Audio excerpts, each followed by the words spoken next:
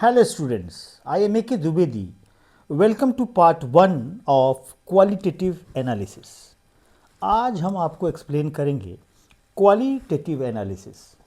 Basically, qualitative analysis is analysis of acid radical and basic radical. Acid radical means anions and basic radicals means cation. अब सबसे interesting बात क्या है कि identification of anions and cations में दो तरह के टेस्ट हैं, एक है वेट टेस्ट और एक है ड्राई टेस्ट।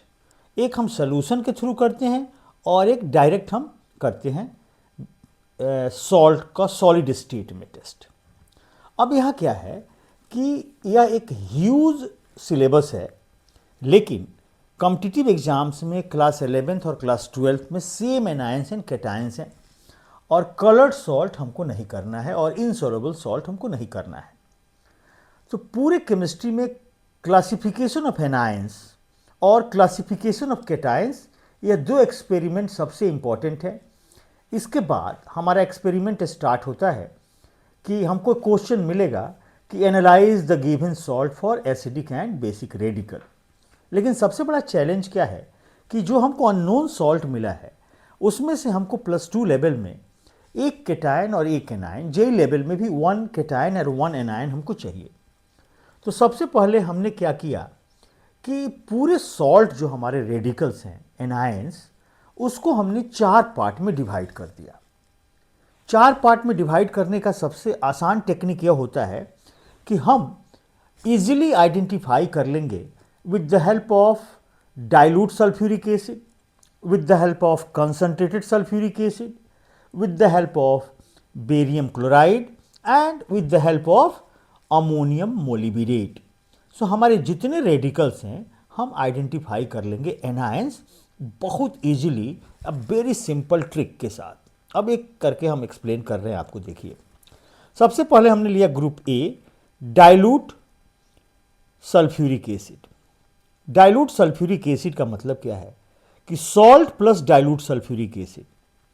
हमने एक्सपेरिमेंट में लिया salt plus dilute sulphuric acid if colourless odourless gas with brisk effervescence, मतलब CO2 turns lime water milky, turns lime water, यहाँ पर terms lime water milky. It means carbonate हमारा कन्फर्म है, नहीं है मे बी हो गया, और कन्फर्म भी मान लीजिए इसको, क्योंकि इसके बाद हम डायरेक्ट कन्फर्मेटरी टेस्ट ही करेंगे। सो हमको इनिशियली पता लग गया कि हमारा कार्बोनेट है। अगर if colourless gas with रॉटन egg like smell, H2S की तरह स्मेल निकलता है जो लेड एसीटेट के सोल्यूशन को, पेपर को ब्लैक कर दे, इट मीन्स हमारा सल्फाइड है। अगर colourless gas which smell of burning sulphur release होता है SO2, जो एसिडिफाइड डाइक्रोमेट पेपर को ग्रीन कर दे, तो हमारा सल्फाइट है SO3 -। If brown coloured gas NO2 which turns ferrous sulphate solution black और ब्राउन, हमारा नाइट्राइट कन्फर्म है। Colourless gas with vinegar like smell acetate हमारा कन्फर्म है। सो आप देखिए कितना इजीली डाइल्यूट सल्फ्यूरिक एसिड से हम 5 रेडिकल का पता लगा लेंगे फ्रैक्शन ऑफ सेकेंड्स में। अगर हमको यह ऑब्जर्वेशन याद है तो कार्बोनेट, सल्फाइड, सल्फाइड, नाइट्राइट और acetate, drop 1 to 2 drop of sulphuric acid अगर हमने सॉल्ट में डाला तो इमीडिएटली हम इसमें से एक एसिड रेडिकल आइडेंटिफाई कर लेंगे, अगर इसमें से कोई है तब।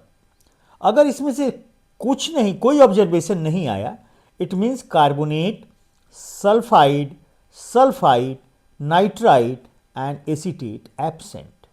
तब हम क्या करेंगे, फिर से सॉल्ट लेंगे और उसमें हम कंसंट्रेटेड H2SO4 डालेंगे। Pinch of salt plus concentrated H2SO4, salt बराबर कम से कम लेंगे, बेटर रिजल्ट होगा।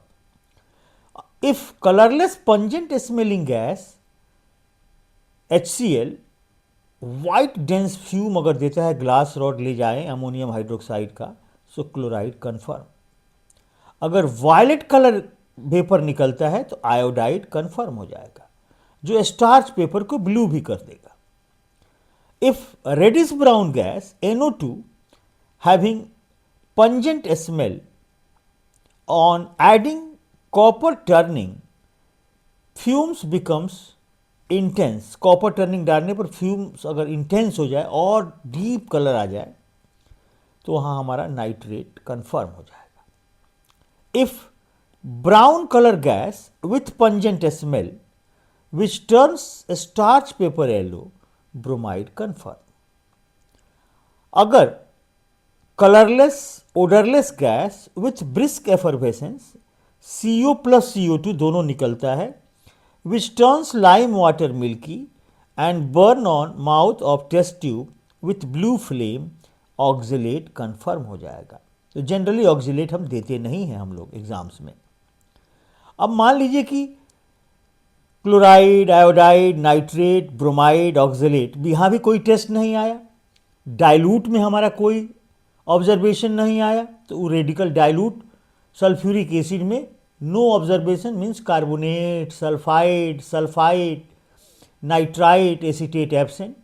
अगर कंसंट्रेटेड सल्फ्यूरिक में भी कोई रिजल्ट नहीं आया, it means chloride, bromide, iodide, oxalate absent. तो हम लिखते कैसे हैं?